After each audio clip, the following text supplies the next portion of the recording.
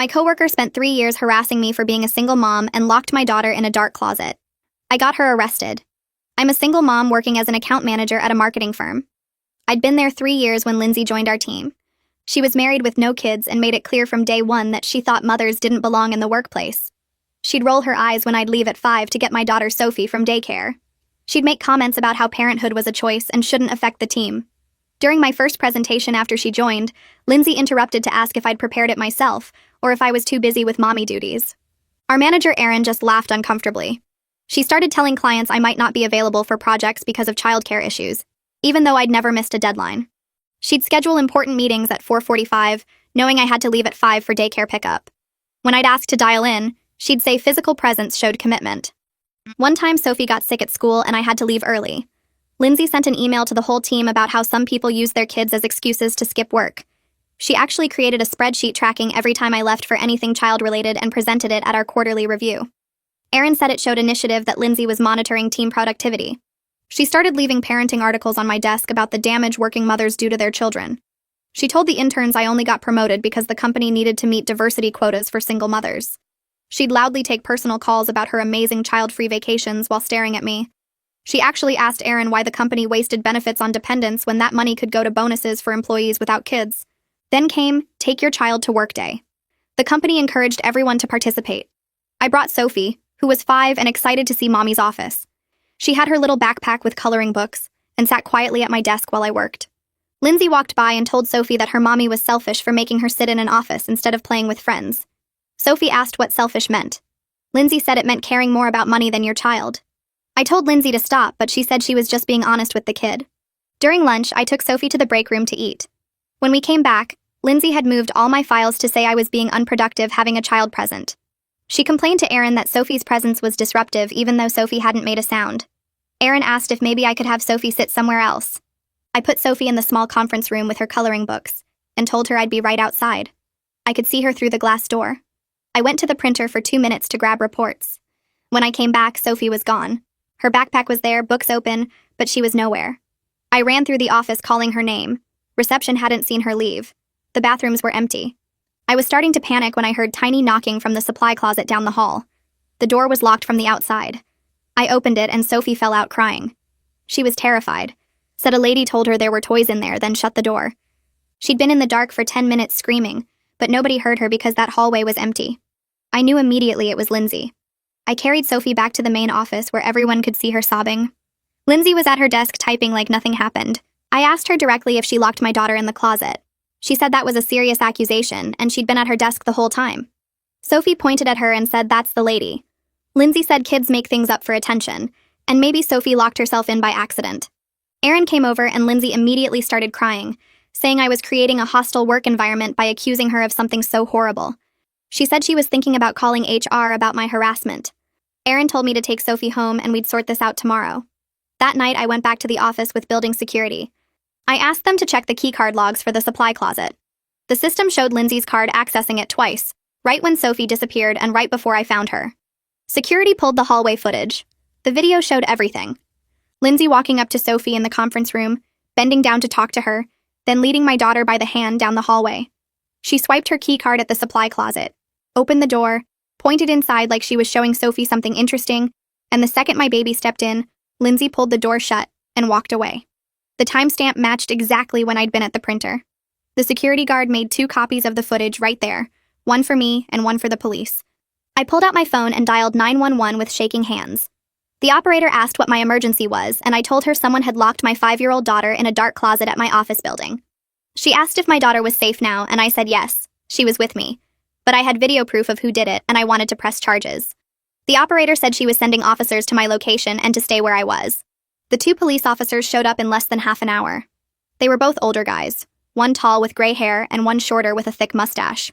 The security guard showed them the footage on his computer screen, and I watched their faces change as they saw Lindsay lock Sophie in that closet. The tall officer asked if he could get a copy of that video, and the security guard handed him the disc he'd already burned. Then they asked me to tell them what happened from the beginning.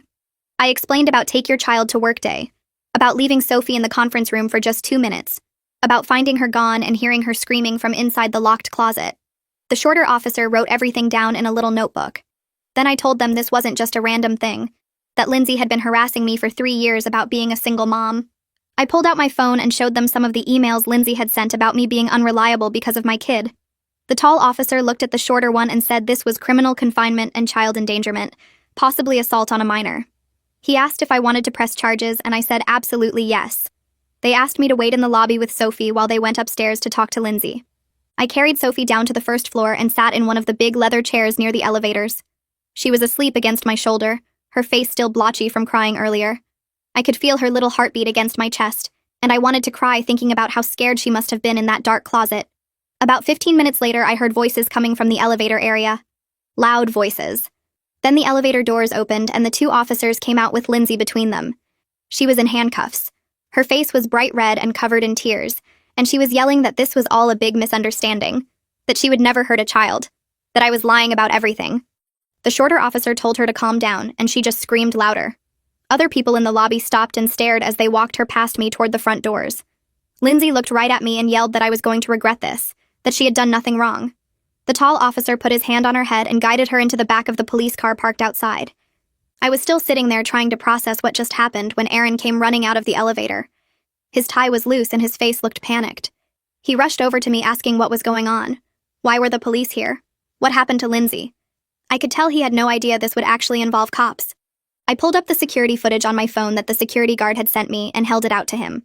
He watched the whole thing, his face getting paler and paler as he saw Lindsay walk Sophie to that closet and lock her inside. When it ended, he just stood there with his mouth open. He tried to say something about how maybe there was an explanation, maybe Lindsay didn't mean for the door to lock. I stood up, careful not to wake Sophie, and told him there was no explanation that made locking a 5-year-old in a dark closet okay. I told him I was pressing charges and that he should probably call the company's lawyer, because this was going to be a big problem for everyone who ignored my complaints about Lindsay for 3 years. Then I walked out to my car and went home. The next morning, my phone rang at 8. It was a detective who said he'd been assigned to my case. He asked if I could come to the police station that afternoon to give a formal statement. I said yes and asked what I should bring. He told me to bring any evidence I had of prior harassment or problems with Lindsay. I spent the next 2 hours gathering everything. I printed out the spreadsheet Lindsay had made tracking every time I left early or came in late because of Sophie. I printed all the emails where she told clients I might not be available for projects. I took screenshots of the messages she'd sent to the interns about me only getting promoted because of diversity quotas. I put it all in a folder and drove to the station. The detective was a middle-aged guy with kind eyes who introduced himself and led me to a small interview room. He had me sit down and tell him everything from the beginning. I went through the whole 3 years. Every comment Lindsay made, every meeting she scheduled at 4:45, every article she left on my desk about bad mothers. He listened and took notes and didn't interrupt. When I finished, he asked if there were other people who witnessed Lindsay's behavior toward me. I gave him the names of the receptionist who sat near our desks and heard Lindsay's daily comments. I gave him the names of the 2 interns Lindsay had talked to about me. He wrote all of it down and said this was really helpful because it showed a pattern of behavior that led up to what happened to Sophie. He said it proved Lindsay didn't just make a mistake. She had been targeting me and my daughter for a long time. That word, targeting, made my stomach hurt. When I got home that afternoon, my phone rang again. This time it was someone from HR asking if I could come in for a meeting the next day. I said I wanted to bring a lawyer, and there was a long pause on the other end.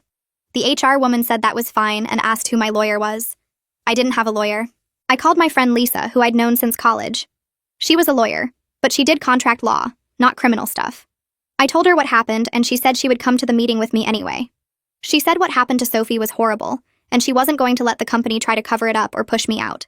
The HR meeting was in a conference room on the 3rd floor. The HR representative was a woman in her 50s who looked really uncomfortable. She had the police report in front of her and a laptop showing the security footage. Lisa sat next to me and introduced herself as my legal representation. The HR woman asked me to walk through what happened on Take Your Child to Work Day. I did, keeping my voice steady even though I wanted to cry thinking about Sophie trapped in that closet. When I finished, the HR woman said the company took this very seriously, and they were conducting their own investigation. Lisa leaned forward and said that was good, but they needed to understand the company was liable for allowing 3 years of documented harassment to continue. She pointed out that I had filed complaints about Lindsay multiple times and Aaron had dismissed all of them. The HR woman's face went even more uncomfortable, and she admitted they had documentation of my previous complaints in my file. She said those complaints had been reviewed by management and deemed not serious enough to warrant disciplinary action. Lisa asked her if she thought locking a child in a closet was serious enough now. The HR woman cleared her throat and said the company was taking immediate action. She told me Aaron was placed on administrative leave while they investigated his handling of my complaints. She said they wanted to offer me paid leave to take care of Sophie and handle the legal stuff with Lindsay's case. Lisa asked about therapy costs for Sophie, and the HR woman said they would cover that too. Lisa pulled out a document she'd prepared and slid it across the table. It was a written agreement that the company wouldn't retaliate against me in any way for pressing charges against Lindsay or for any statements I made during the investigation. The HR woman said she needed to have their legal team review it, but she thought they could agree to those terms. 3 days later, I got a call from the prosecutor's office telling me Lindsay's arraignment was scheduled for that afternoon. I asked if I needed to be there, and the prosecutor said it would be helpful but not required. I went. I sat in the back of the courtroom and watched Lindsay stand in front of the judge in an orange jumpsuit. Her lawyer was a young guy in a cheap suit who argued that Lindsay never intended to hurt Sophie, that she was just trying to play with her and didn't realize the door would lock automatically. The prosecutor stood up and pointed out that the key card logs showed Lindsay used her access card to open the door, which meant she knew it required a key card to open from the outside. She knew Sophie would be trapped in there. The judge asked Lindsay how she pleaded, and her lawyer said not guilty. The judge set bail at $50,000 and set a preliminary hearing date for 2 weeks later. Requested Reds is on Spotify now. Check out link in the description or comments. Lindsay's husband was in the front row, and I watched him pull out his phone, probably calling someone about the bail money. I left before they did because I didn't want to see her face again. The news story aired 2 days later. I was making Sophie dinner when my phone started blowing up with texts from coworkers. Someone had leaked the police report to a local news station, and they ran a piece about workplace harassment that ended with a child locked in a closet. They showed the outside of our office building and mentioned the company by name. My mom called asking if I was okay, and if she should come stay with us. I told her we were fine, but she came anyway. That night, 3 women who used to work at the company reached out to me through LinkedIn. They all had similar stories about Lindsay making comments about their kids and questioning their commitment. One woman said Lindsay told a client she was unreliable because she had twins at home. Another said Lindsay scheduled mandatory team dinners on nights she knew people had to pick up their children. They had all left the company within a year of Lindsay joining. None of them had reported it because they saw how my complaints went nowhere. I took Sophie to a child psychologist the next week. The office had toys in the waiting room, but Sophie sat pressed against my side the whole time. The doctor was a woman in her 40s who specialized in childhood trauma. She talked to Sophie alone for 30 minutes while I waited outside. When they came out, Sophie was holding a stuffed bear the doctor had given her. The doctor asked me to come back to her office while Sophie played in the waiting room where I could see her through the window. She told me Sophie had acute stress response from what happened. She was having nightmares about being trapped in dark places. She wouldn't sleep in her own room anymore and woke up screaming most nights. The doctor said Sophie needed weekly therapy sessions, and I should expect the symptoms to last for months. She gave me a list of things to watch for, like regression in toilet training or separation anxiety. Sophie had already started showing both. She wouldn't let me out of her sight and cried when I tried to go to the bathroom alone. The company's internal investigation took 2 weeks. They interviewed 15 people from our department. I got called in twice to answer questions about specific incidents. They asked about the spreadsheet Lindsay made tracking my absences and the emails she sent about my reliability. They wanted to know every time I had complained to Aaron and what his response was. Other people started coming forward with their own stories. 3 women told investigators that Lindsay had made comments to them about working mothers being less dedicated than employees without kids. They said they never reported it because they watched Aaron dismiss my complaints. One woman said she heard Lindsay tell an intern that mothers shouldn't be in leadership positions because they couldn't focus on work. The pattern was clear. Lindsay targeted working mothers, and Aaron either ignored it or encouraged it by praising her supposed dedication to the team. Aaron got fired on a Friday afternoon. The company sent an email to the whole department saying he was no longer with the firm due to failure to maintain a safe workplace environment. They said they were implementing new policies around harassment and requiring all managers to complete training on recognizing and addressing workplace bullying. The email didn't mention Lindsay by name, but everyone knew what it was about. My new temporary manager called me that evening to apologize for what I went through. She said the company should have protected me, and they failed. She told me to take as much time as I needed, and my job would be waiting when I was ready to come back. Lisa called me 3 weeks after Lindsay's arraignment. She said Lindsay's lawyer wanted to discuss a plea deal. The prosecutor was willing to let Lindsay plead guilty to reduce charges in exchange for avoiding a trial. The deal included probation, mandatory anger management classes, and a permanent restraining order keeping Lindsay away from me and Sophie. Lisa said it meant Lindsay wouldn't go to jail, but she would have a criminal record and couldn't come near us ever again. I asked what would happen if we didn't take the deal. Lisa said we would go to trial and Sophie might have to testify about what happened. She said trials could take months and there was no guarantee of a conviction even with the security footage. I told her I needed time to think about it. I spent a week trying to decide. Part of me wanted Lindsay to go to jail for what she did to Sophie. I wanted her to face serious consequences and understand how badly she hurt my daughter. But another part of me couldn't imagine putting Sophie through a trial. She was already having nightmares and barely sleeping. Making her testify about being locked in that closet seemed cruel. My therapist helped me work through it. She reminded me that the restraining order meant Lindsay could never come near Sophie again. She said sometimes protecting your child meant choosing the option that caused them the least additional trauma. I called Lisa and told her I would accept the plea deal. Lisa said she would let the prosecutor know. The plea hearing happened on a Thursday morning. I sat in the courtroom with Lisa while Lindsay stood in front of the judge. She wore a gray suit and had her hair pulled back. Her lawyer stood next to her looking nervous. The judge asked if she understood she was pleading guilty to criminal confinement and child endangerment. Lindsay said yes in a quiet voice. Then she read a prepared statement her lawyer had obviously written. She said she never meant to hurt Sophie and she was sorry for what happened. She claimed she made a terrible mistake and wanted to take responsibility for her actions. The words sounded empty and rehearsed like she was reading lines in a play. The judge accepted the plea but added 200 hours of community service working with child safety organizations. He said Lindsay needed to understand the gravity of traumatizing a 5-year-old child. He told her if she violated the restraining order or failed to complete her anger management classes, she would go directly to jail. Lindsay nodded and her lawyer thanked the judge. The company settled with me 6 weeks later. Lisa negotiated the whole thing without me having to do much. They agreed to pay for all of Sophie's therapy sessions for as long as she needed them. They covered Lisa's legal fees and gave me compensation for the 3 years of hostile work environment I endured. The amount was significant enough that I could have quit and lived comfortably for a year while finding a new job. Lisa also got them to provide a strong reference letter and agree not to contest unemployment if I decided to leave.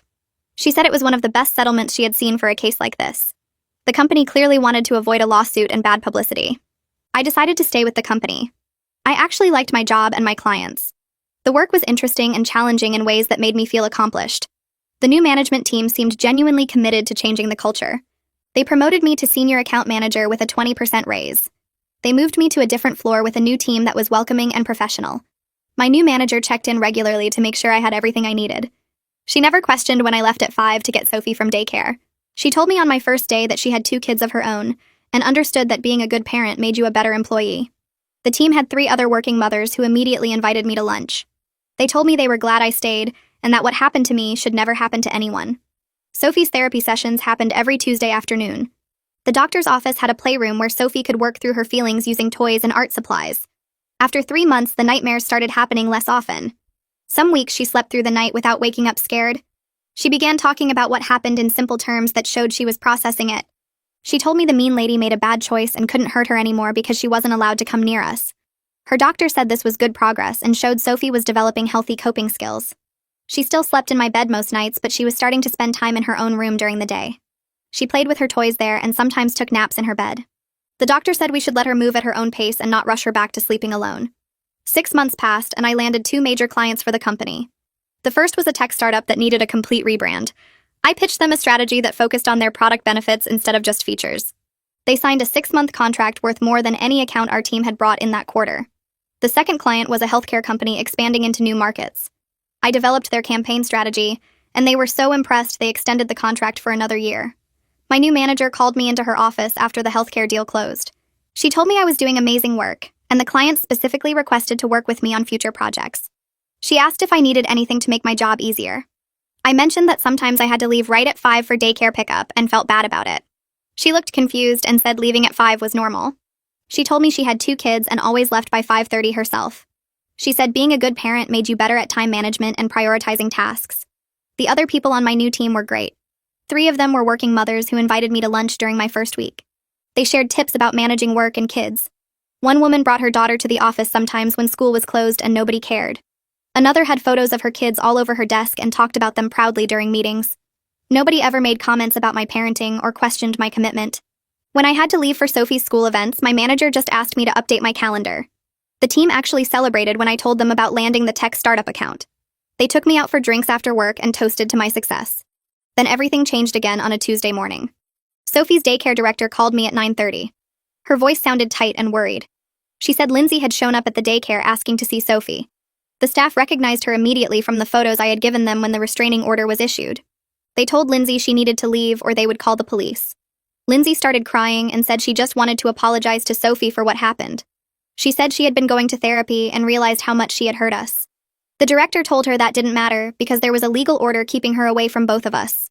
Lindsay refused to leave the parking lot. She sat in her car watching the playground where the kids were playing outside. The director called the police and kept all the children inside until officers arrived. 2 patrol cars showed up within 10 minutes. Lindsay was still sitting in her car when they approached her. She got out and tried to explain that she just wanted to make things right. The officers checked the restraining order in their system and told her she was under arrest for violating it. She started sobbing and saying this wasn't fair. They handcuffed her and put her in the back of the patrol car. The director called me after Lindsay was taken away and assured me Sophie never saw her.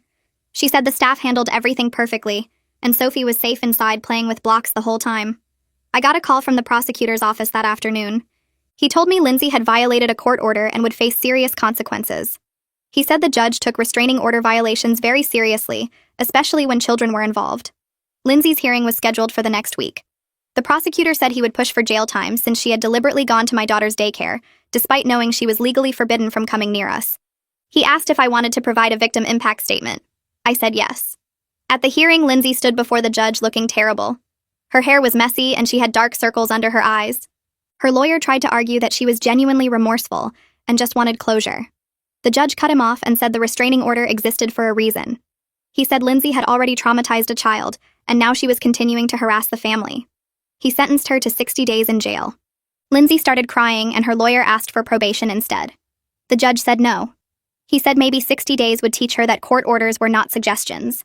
The bailiff led her away still crying. I felt relieved watching her go. She had finally faced real consequences for her actions. The company reached out to me a month later about developing new workplace policies. They wanted my input on preventing harassment and creating a better environment for working parents. I met with the head of HR and 2 executives. They asked me to describe everything that had happened with Lindsay and what warning signs were missed. I told them about the 3 years of comments and how my complaints were dismissed.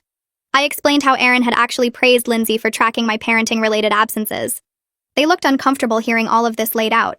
The HR director said they wanted to make sure nothing like this ever happened again.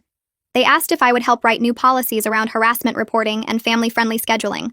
They also wanted me to train managers on recognizing subtle discrimination patterns. I agreed because I didn't want any other parent to go through what I had experienced. We spent weeks developing the new policies. They included mandatory harassment training for all employees. Managers had to document any complaints immediately, and HR would investigate within 48 hours. The company also implemented flexible scheduling options for parents and stopped scheduling important meetings after 4:30. They created a clear process for reporting discrimination with multiple channels so people didn't have to go through their direct manager. I led the first training session for managers, and it felt good helping create real change. A year after everything happened, Sophie started kindergarten. She walked into her classroom confidently on the first day and barely looked back at me. Her teacher said she was doing great and made friends easily. The nightmares had stopped months ago. She slept in her own bed now and talked about the closet incident like it was something that happened a long time ago to someone else. Her therapist said she had processed the trauma in a healthy way and didn't need regular sessions anymore. At work, I was considered for a director-level position. My manager nominated me and said my client work and policy development made me a strong candidate. The interview process would start next month. Sophie and I had a routine that worked. I picked her up from the school at 3, and we spent afternoons together doing homework and playing. Some evenings we went to the park or got ice cream. Weekends were for adventures like the zoo or children's museum. I had learned that protecting her and standing up for myself was the most important thing I could have done. Our life was genuinely better than it had been before Lindsay joined our team. Sophie was happy and confident. I had a job I loved with people who respected me. Everything had worked out better than I could have imagined back when I was enduring Lindsay's daily harassment. Standing up for myself and my daughter had changed both of our lives for the better. So yeah, that happened. I don't even know how we got here, but thanks for sticking around. This honestly feels more like a late-night chat than a video.